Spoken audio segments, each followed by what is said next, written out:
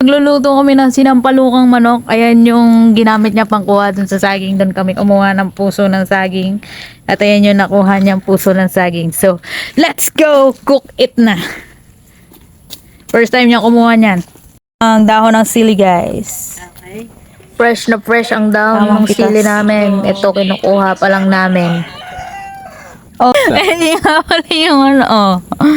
Tapos, Meron ng papaya, niisip ko kung dadagdag ko ng papaya, pero wag na lang. Dahon na lang ng sili at saka puso ng saba. Ayan, papaya, oh. Ito yung manok, guys. Igigisa na lang natin sa sarili niyang mantika. Ayan, guys. Iluluto na namin. Mga 10 minutes ko siyang pinakulan sa tubig. Tapos, yun, lumabas na yung sarili niyang mantika. Doon ko na siya igigisa. After nun. Ayan na, lumabas na ang kanyang oil. Ipapakita ko naman sa iyo ang mga susunod na ingredients. Ito na nga, yun, ginayat-gayat ko na yung puso ng saba at saka itong malunggay at saka itong dahon ng sili at ang sampalok na dahon. Tapos yun, bell pepper kasi wala akong pansigang eh. Ayan ang luya, bawang at sibuyas na pinagtatad ko na at saka ang sampalok mix. Yan, ilalagay na natin ang luya para bumango at mawala-wala ang lansa. Yan, i-fried mo yan kasama ng chicken. Maganda yung medyo fried siya. Sunod na ilalagay naman dyan ay ang sibuyas at bawang. Fried lang hanggang bumango. Yan, halo-halo tayo dyan, guys. Then after that, nagdagdag na nga ako ng patis. Ay, ang patis na yan, binuro pa yan. 1 taon ang nakaburo na yan. So, lumutang na yung pagkapatis niya. Ginamit ko na. Dinagdagan ko na nga din muna ng kaunting water. Para hindi siya masunog. Then, inilagay ko na tong sampalok na dahon ng sampalok. Yes, dahon ng sampalok. Siguro kung mga 2 minutes nakalagay dyan. At isusunod ko na naman ang puso ng saging. Puso ni Idol.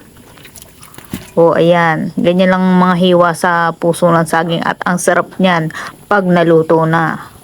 Diba? Healthy. Yan. Dinagdagan ko na siya ng tubig dyan. Kasi masyado naman kaunti yung unang lagay.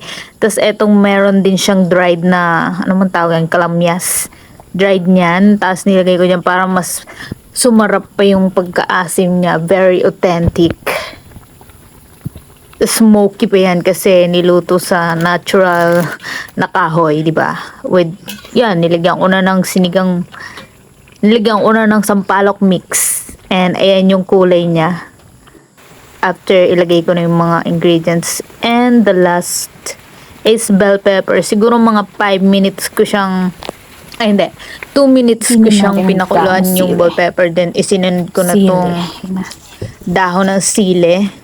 At saka dahon ng malunggay. Mga 1 to 2 minutes lang yan. Luto na yan. Sige na natin. Masarap talaga ang luto pag maraming gulay. Kaya kayo pag magluluto kayo, damihan nyo ng gulay para masarap. Masarap na, healthy pa, di ba? Kinuha ko lang yan dito sa amin sa bukid kasi madaming tanim gulay.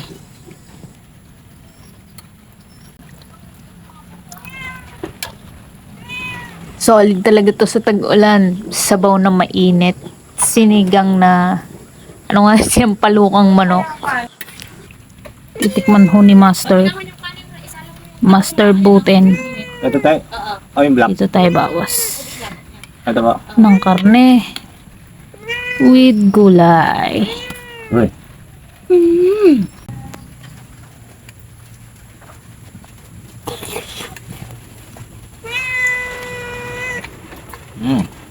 Sarap.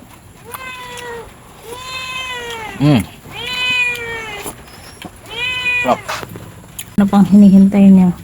Magluto na kayo.